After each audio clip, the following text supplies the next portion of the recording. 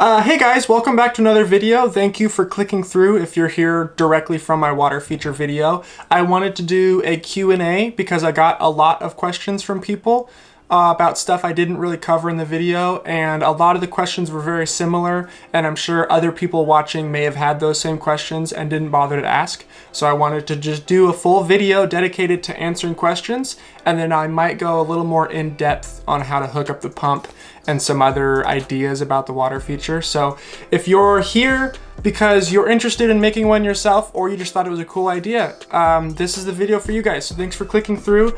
Little disclaimer up front, I don't consider myself a professional. I do have a lot of landscaping experience, but I'm just some guy on YouTube. If you have any real big, complicated questions, I'm sure there's a professional near you who can answer questions, and most of those people like when you call them because that's how they generate business and talk. So call a professional. Don't be afraid to go to a local landscaping shop or a nursery to talk about plants and water features. But I don't want to stall too long, so without further ado, let's get into some of these questions. I have them screenshotted here on my phone. So to start it off, somebody asked, what kind of concrete did you use? So honestly, I don't think it really matters about brand. I believe I used Quikrete, but it's just whatever you can find at a hardware store. It's just that powdery stuff that you mix water with. It's like ready to go. You just put it in a wheelbarrow or a 5-gallon bucket and you add water and you mix it. I don't really think brand matters too much. The consistency is what matters the most, which I'm sure if you follow the instructions, a lot of times they'll have like a recipe and it'll tell you how much water to put per one bag, and you can mix it that way. John asked, how many concrete bags did you use and what was the dimensions of the box on the inside? So if you saw the video, I made a wooden frame on the outside and a wooden frame on the inside to make the square. I believe my 3-foot tall one that I featured in that video used 4.5 80-pound bags of concrete. The 20-inch one I show at the end of the video used 2 bags, and I just poured another one that's 2 feet tall, and it used 3.5 80-pound bags of concrete. So you can use that for reference. As for the size of the inner box, the 3-foot tall one was 6 inches thick. So it was a 3-foot tall box to start, and then the box inside that was 2 feet tall, so that I had 6 inches on both sides, if that makes sense. John also asked, if I wanted more of a waterfall look, would that work with concrete? So we're out here before the sun goes down because I wanted to experiment a little bit with that thought of, can you make it more of a waterfall shape as opposed to the trickling down the edges of the concrete? So here's my thought.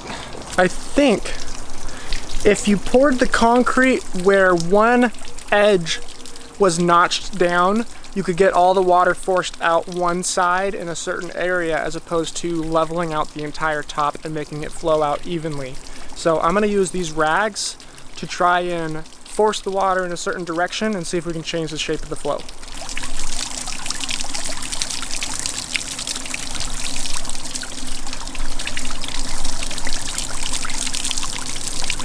You can kind of see I've got all the water going off this middle, third. We're almost achieving laminar flow. The chips in the concrete are sort of rippling it before it breaks from the edge. But I think if you chiseled down, or rather poured the concrete with a drop in here, or an edge on the back, you could get all the water to pour off the front. And if it was a little smoother, you might get a clean waterfall. But you'd have to experiment and find out for yourself. So while we're out here messing with it, somebody asked, what size piping did you use? This one is 3 feet tall. I think it was 3/4 inch PVC. The one you can sort of see behind it was 2 feet tall, and it's 1/2 inch PVC. They also asked if a 500 gallon per hour pump would work instead of the 800 gallon per hour pump that I have here for the 3-foot tall water feature. So I don't know about 500 gallons per hour, but I can run you an experiment here because I have a 400 gallon per hour pump that I bought for that 2-foot tall water feature. So we're gonna do that right here. This is 800 gallons per hour, and we're gonna hook it up to 400 gallons per hour, and I'll show you guys the difference.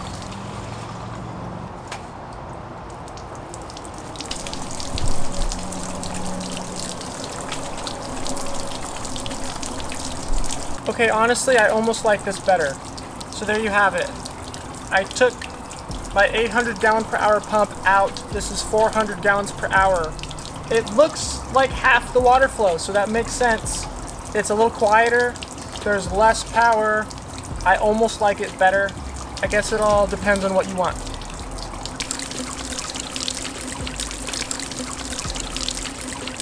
And Grace asked, is the force of the pump what causes the water to cascade over the entire top? I was half expecting it to come out in one single stream. And I think those questions sort of relate.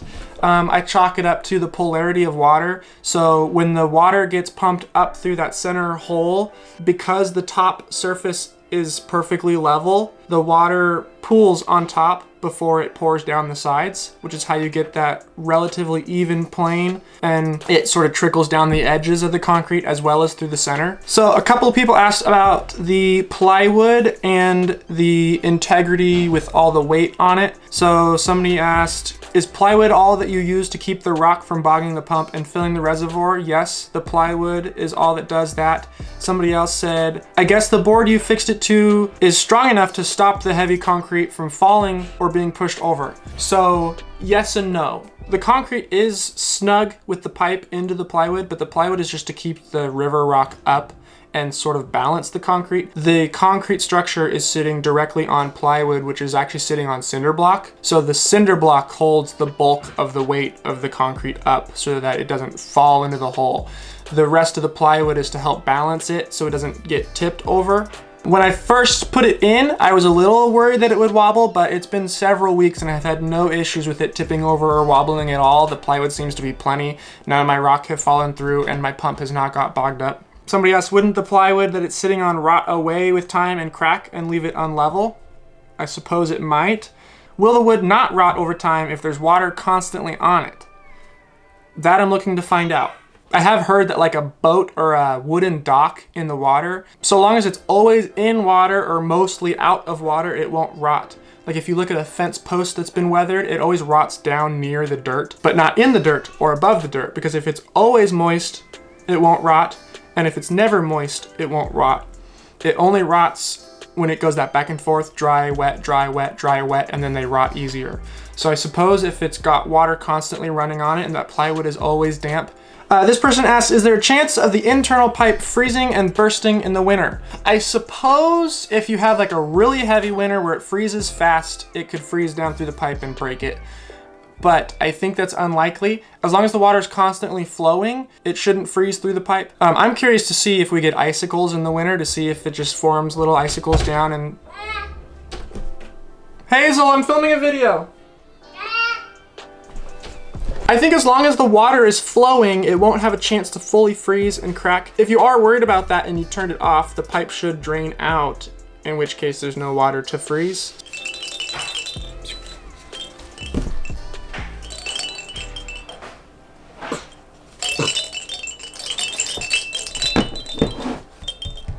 How do you keep the system from drying out with water evaporation?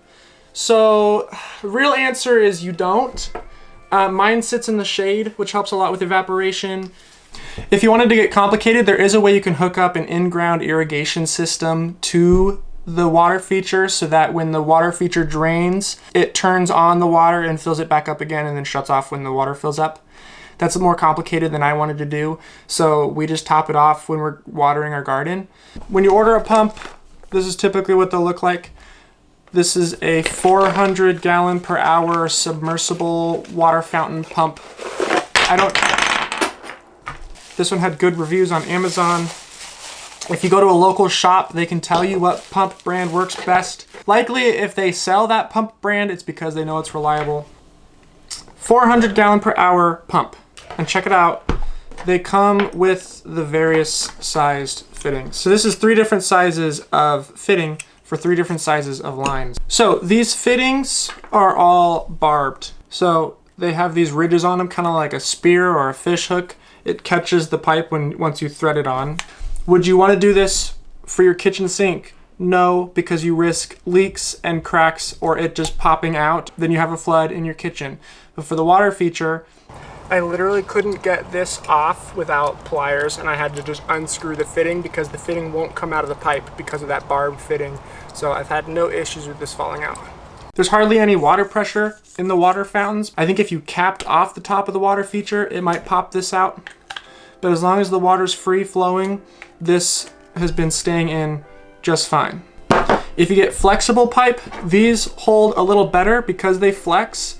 You can really press them around the fitting, and then they sort of embed in the plastic or the rubber, and they're really hard to pull out. So the flexible pipe works. This is best if you're trying to do a complicated hookup, like around through cinder block or around the back of a rock and you're trying to hook up to a pump. The flexible pipe is really handy.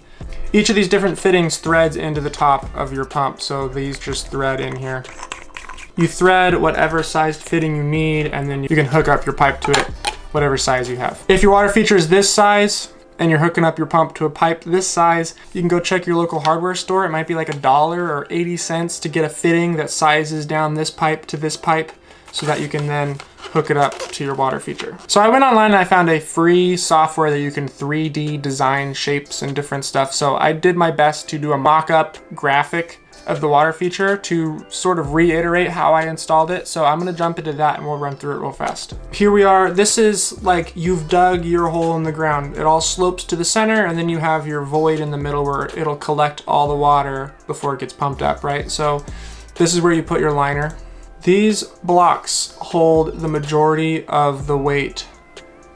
So above the cinder block is the plywood, or on my next one, I'm gonna be using 1/4" steel. We'll see how that works. But the plywood with holes drilled, these holes in this are probably a little bit big, but you get the point. Drills a couple of holes in it to let the water through. The rest of the water can kind of go down through the edges. And then you have your concrete structure on top of that. So the pipe through the center here is nice and snug on the plywood, so it doesn't pull out easy and it sort of helps balance it. And then the cinder block holds the bulk of the weight. And then when you cover this with rock, it'll all blend together.